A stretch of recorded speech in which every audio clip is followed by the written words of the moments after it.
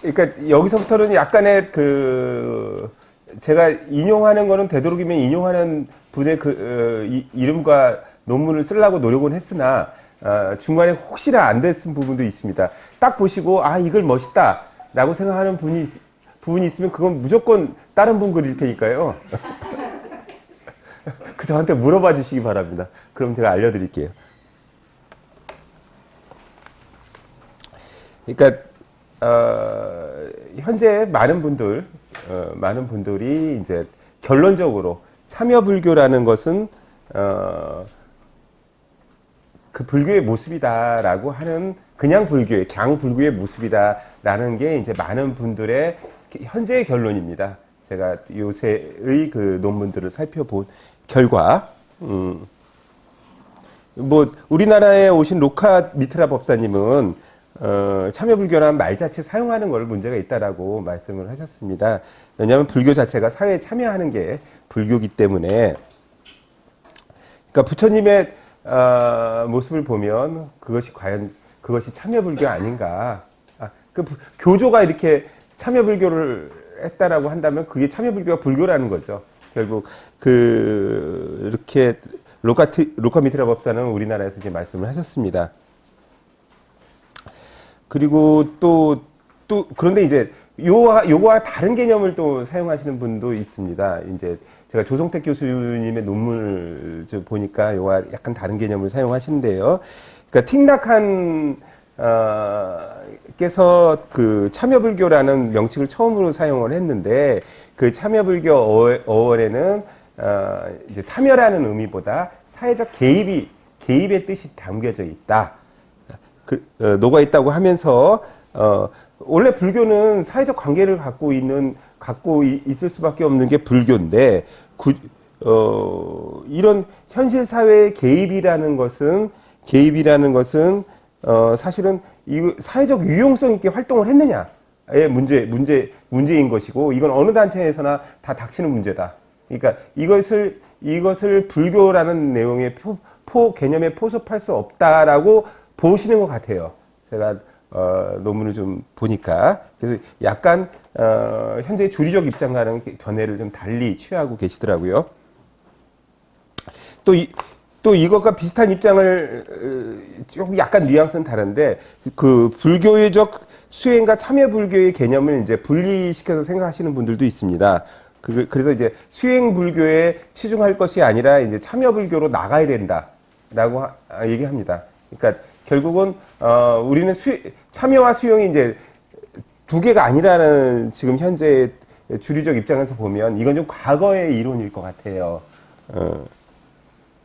그 과거에 이제 막스 베버적 관점에서 이제 벗어나기 위해서 막스 베버는 불교를 반사회적 신비주의 종교로 분류를 했고 그리고 산티 데바는 모든 세상을 가죽으로 덮으려고 하지 말고 자기가 가죽 신을 신어라 라는 얘기들 이런 것들이 불교를 내재화시키고 자기 내면에 불과한 종교로 만들고 있다. 그래서 좀 더 이런 관점에 대한 반작용으로 좀 더 구체적 사회적 역할을 해야 된다 라고 얘기를 하는 분들이 계십니다.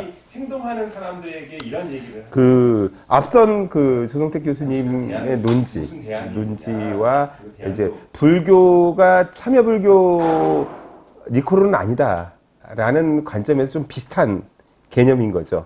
근데 이제 두 번째 논리는 지금 발전도상에서 이 논리는 지금 스스로 극복이 됐다고 보여지고요. 조성택 교수님의 논리는 한번 좀 생각해 볼 여지는 있다. 우리가 사회적으로 유용한 행위를 불교라고 주장하는 것은 아니냐라는 논리신데요. 그거는 한번 생각해 볼 여지는 있다. 그런데 저는 그 논지에 대해서 결국 수행이라는 게 사회적 실천과 동의어고 그 사회적 실천 수행 직후로 사회적 실천이 되는 수행에 한계가 있을 수가 없다라고 보여지기 때문에 이 논지에 대해 결론적으로는 저는 반대를 합니다.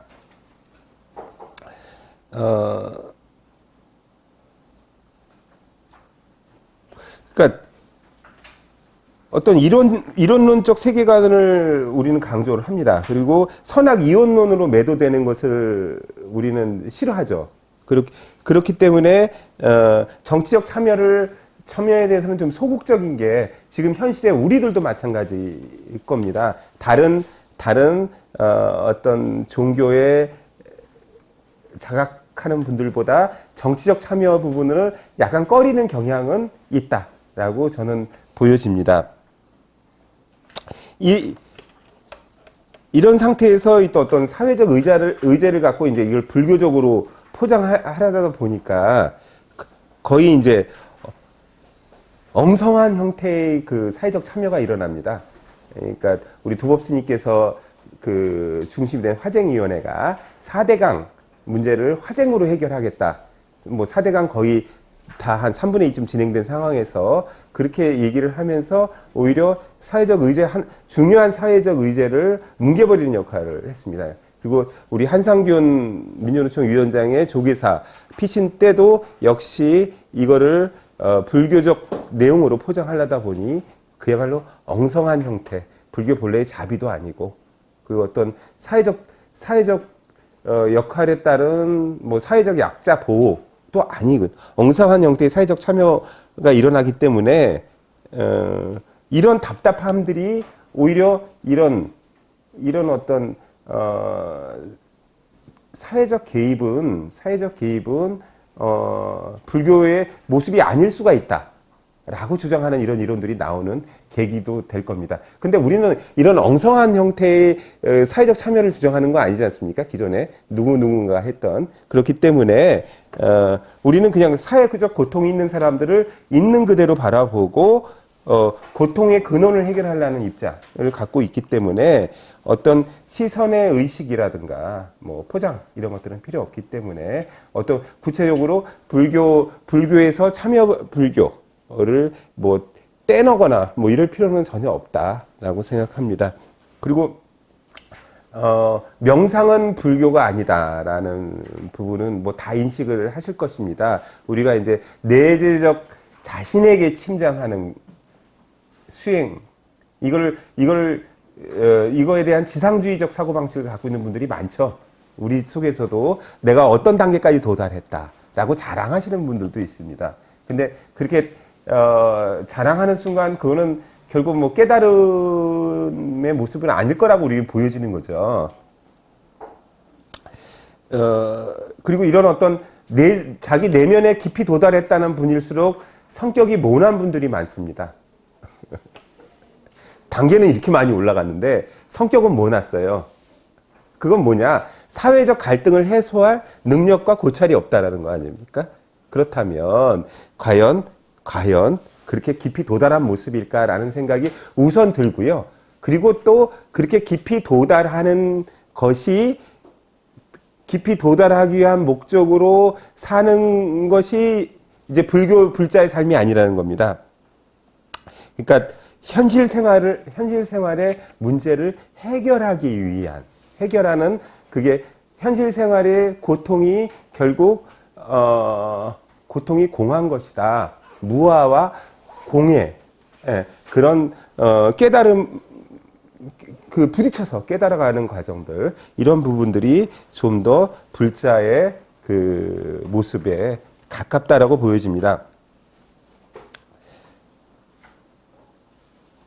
그리고 또 개인과 사회관계를 중심으로 벌어지고 있는 고통, 이걸 사회적 고라고 명명하는 분들이 있습니다만, 이거를 뭐 어떤 형태라도 뭐 이걸 또 뭐 공업이라고 얘기하시는 분들도 있고, 뭐 개념 정리가 어떻든 간에 이런 우리가 내가 원하지 않든 관계를 맺고 살아가는 과정에서 발생하는 고통이 있습니다.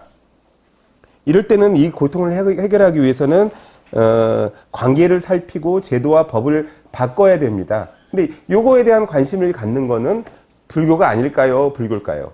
저는 이제 당연히 불교일 거라고 생각을 합니다. 문제를 해결해서 문제의 고통을 보고 해결하기 위해 이게 필요하거나 이게 없어져야 된다고 생각할 수 있는 것이 저는 불교라고 생각합니다. 이거 출가 수행자들도 현실의 고통을 분명히 겪고 있습니다. 그건 그분들이 스스로 만든 제도들 때문에 무슨 선거제도라든가 주지제도라든가 뭐 여러 가지 스스로의 고통들 때문에 그 제도들 때문에 고통을 겪고 있습니다. 그렇다면 그분들이 갖고 있는 고통은 불교 교단 내에서 갖고 있는 고통은 그 잘못된 제도를 없애지 않으면 해결이 안 된다. 아무리 내면에 깊숙이 들어간다고 해도 그거는 해결이 될 수가 없습니다. 그래서 부처님은 어떤 이런 관계에 대한 설법을 많이 하셨습니다. 그러니까 출가자 사이의 관계, 출가자와 제가자 사이의 관계, 그 출가자도 스승과 그 제자 사이의 관계, 이런 것들을 구체적으로 분류해서 그 관계 속에서 지켜야 될 의무와 특징, 자세, 이런 것들을 계속적으로 설파하신 모습들을 우리가 볼 수 있습니다. 결국 출가자나 뭐 제가자나 할 것 없이 그 사회적 으로 처한 상황을 이해하지 못하면 이거는 이제 이해하려는 노력이 없다면 이건 불교가 아닌 거죠. 그거는 명상입니다. 그러니까 불교와 명상을 엄격하게 분리를 시켜야 된다. 그렇다면 좀 더 참여 불교의 모습이 좀 더 명확하게 드러나게 될 것입니다. 다 처음 있는 일이고 내가 현재 상자불교를 택하고 있는 우리가 소승으로 폄훼했던 동남아시아의 그 교단들은 점점 더 사회 참여의 폭을 넓히려고 하고 있습니다. 그런 부분에 봐서도 부처님의 근본 교리가 이런 어떤 사회적 고나 문제 해결, 사회적 문제 해결 이런 부분들에 대한 관심과 그것들이 아주 중요하다는 것들은 다 중요한 주제로 설법하셨다는 것들은 분명한 거죠. 참여불교는 불교의 실천론입니다. 붓다는 초기 경전의 여러 곳에 있어서 사무량심과 사서법을 적극 실천하기를 권했습니다. 사무량심과 사서법에 대해서는 다 아시죠? 그래서 제가 설명을 안 드릴까요? 네, 나중에 드리겠습니다.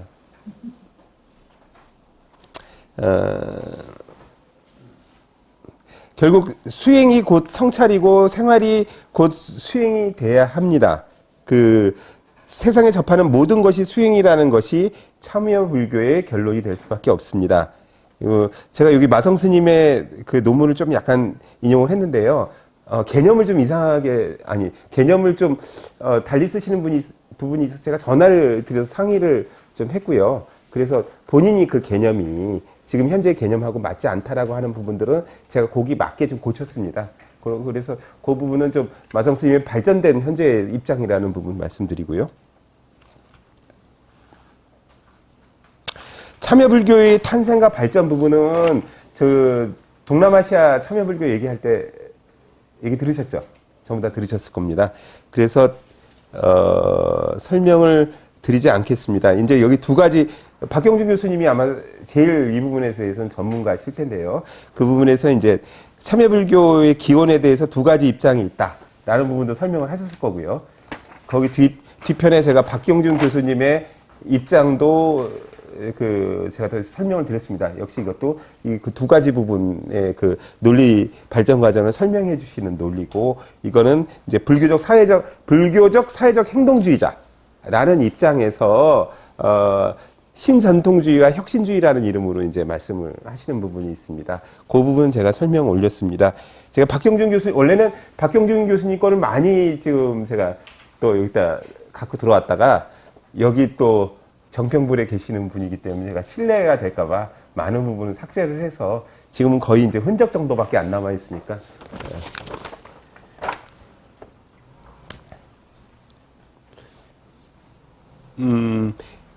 참여불교의 모습에 대해서는 그 기원에 대해서는 역시 설명이 됐으리라고 보고 넘어가겠습니다. 참여불교와 불교의 접합에 대한 이견이 있다라고 제가 아까 설명드렸죠. 그 조성택 교수님의 정면으로 참여불교를 지금 현재의 동남아시아의 참여 불교가 불교 교리에 포섭되면 안 된다. 라는 식으로 정면으로 말씀은 안 하셨지만 계속 이제 의문을, 이제 논문에서 의문을 던지셨습니다. 그 던지는 의문의 내용들을 제가 여기다 논문을 소개를 하고 있습니다. 그래서 국가가 개입해야 될 문제를 불교가 대신하려고 하거나, 그리고 종교적 신념 하는 거, 국가가 개입할 문제를 대신하고자 하는 것은 기독교적인 생존 전략이다 라고 생각을 하시는 부분이 있고요. 그리고 종교적 신념을 사회운동화하는 것은 좀 위험하다 라는 입장을 견지하시고 있습니다. 결국 이거는 사회적 유용성의 문제다. 지금 동남아시아의 참여불교 쪽에서 얘기하는 것들은 사회적 유용성의 문제니 이거를 불교와 꼭 결합시켜서 불교 교리에서만 탄생했다고 볼 수 있는 건 아니다 라는 입장을 취하고 계십니다.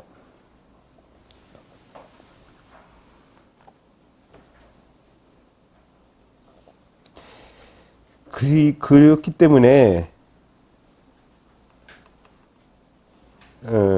어떤 불교의 사회적 참여 잘하고 있는가, 이 부분을 질문을 던지는 것은 우리 그 참여불교론자들의 강박증이다.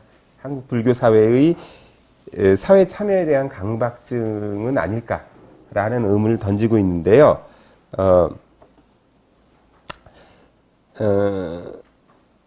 근데 저희가 이제 사회 개입을 그 어떤 사회적 방식으로 사회에 개입한다? 이런 부분들 우리 교리에 있습니다. 뭐 동사섭, 이 사섭법 내중에 이제 동사섭이라는 교리도 있고요. 저희는 이 사회 개입 방식을 어떻게 할 것인가에 대한 문제는 그 자연스럽게 해결해야 될 문제라고 봅니다. 그러니까 사회적 고통을 바로 바라본다는 것에서 실천의 문제는 자연스럽게 따라서 정립되고, 불교적 세계관에서 불교적 사회 개입의 정도와 방법이 자연스럽게 도출될 것으로 봅니다. 그래서 저는 참여불교의 정책성, 그러니까 불교에 포함될 것인가, 참여불교가 아닐 것인가 라는 부분의 논쟁은 의미가 없다 본다. 이미 부처님 말씀에 모든 것이 제시되어 있다. 그것의 설명을 위해서 뒤에는 제 경험을 좀 쓰고 있습니다. 이거는 제 글이기 때문에 좀 소개를 하겠습니다. 저는 이제 불교를 처음에 택할 때 어떤 분들이 택하는가, 저랑 비슷한 분들이 참 많은 것 같아요. 일단은 쪼가 있습니다. 맹목적인 거는 생리적으로 거부 반응을 일으키는 분들이 계세요. 그런 분들이 일단 불교를 택하는 분들이 많은 것 같아요. 저도 좀 그렇습니다.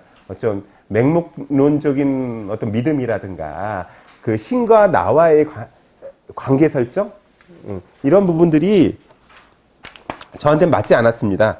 그리고 또 어떤 불교의 과학적이고 합리적인 요소, 그리고 가 마음에 들었고요. 그리고 전통 문화와 정서가 우리 민족의 현재의 모습으로 이제 결합할 수 있다.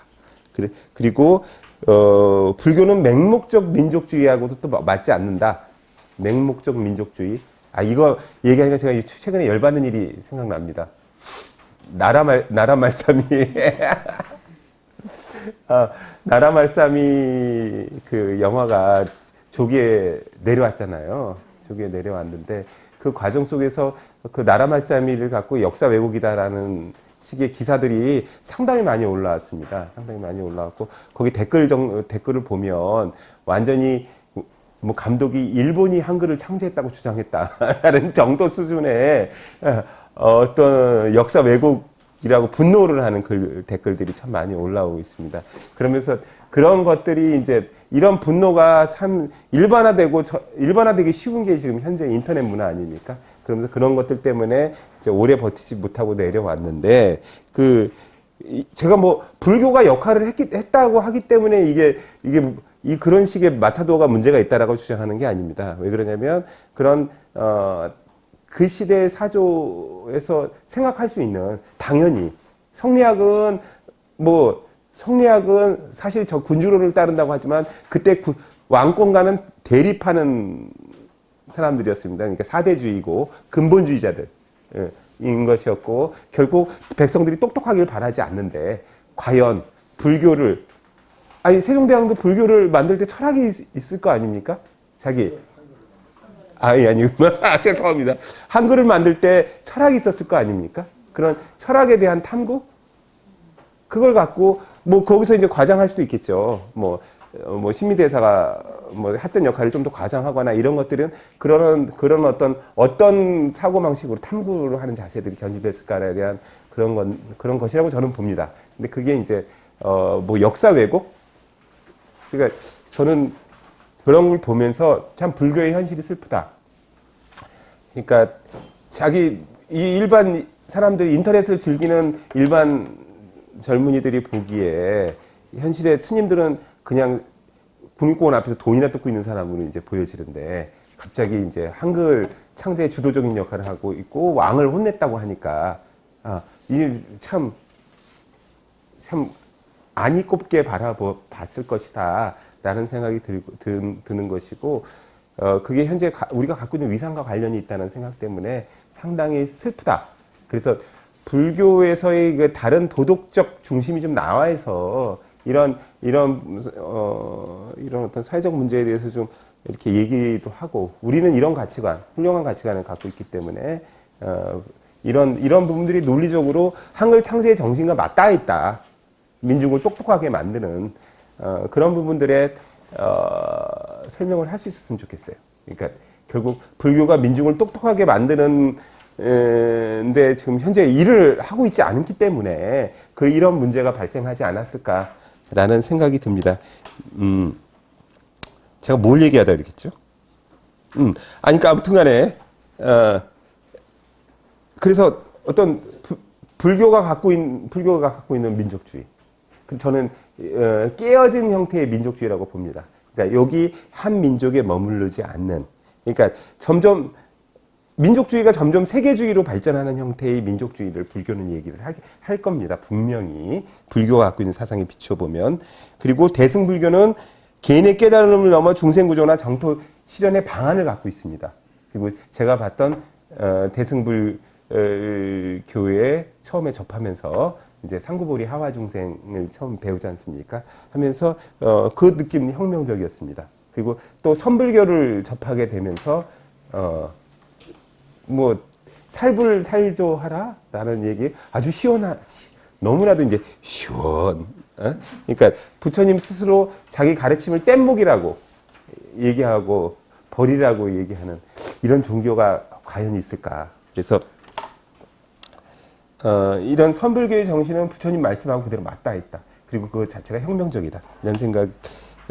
선불교는 과거의 집착을 단번에 불사르는 혁명성을 갖고 있다. 그래서 근본 불교 정신과 초기 교단, 그리고 대승불교 운동과 비판 정신, 보살 사상, 초기 선불교의 혁명성 등, 그리고 불교 안에, 그리고 내 안에, 그리고 사회적 실천의 모든 계기가 준비되어 있다.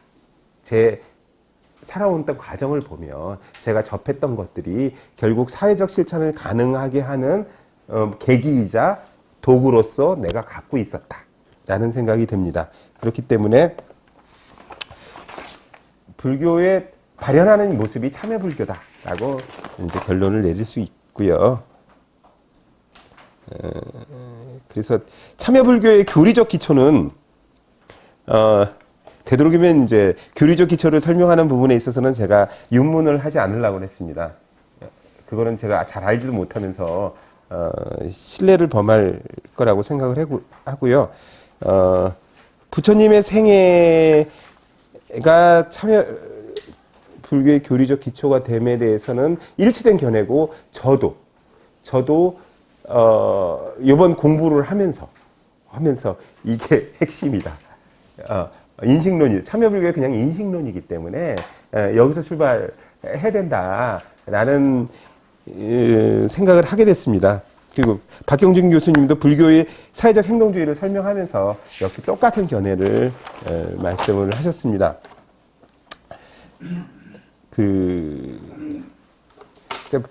뭐 부처님, 그러니까 결국은 이겁니다. 부처님이 지금 계신다면 어떻게 말씀하시고, 내가 부처님이라면 어떻게 행동했을까라는 게 지금 부처님의 삶을 통한 참여불교의 교리적 기초 확립입니다. 부타가 정치 개입을 등한시했다라는 뭐 얘기를 하시는 분들이 있습니다. 이제 그리스도인들 중에 이제 그런 분들이 있고요. 근데 틱낙한 스님은 부타가 1세기 팔레스타인에 태어나셨다면 제일 먼저 십자가에 못 박혀졌을 거다. 근데 이거는 조금 이해가 안 되는 측면이 있어요. 그럼 나중에 한번 얘기를 또 해보겠습니다. 그래서 결국은 부타 자신이 최초의 참여불자였고, 그리고 더 나아가 사회 경제적 관점의 개혁과 개선을 요구를 하셨다는 것입니다. 왜 지금 현재 참여불교가 대승불교가 아닌 상자부 불교 쪽에서 가장 활발할까요? 동남아시아에서. 결국 그거는 부처님의 삶이 참여불교의 모습을 갖고 있기 때문에 이 근본 교리를 바탕으로 하고 있는 동남아시아에서 참여불교의 모습이 가장 활발하다라는 결론에 도달합니다.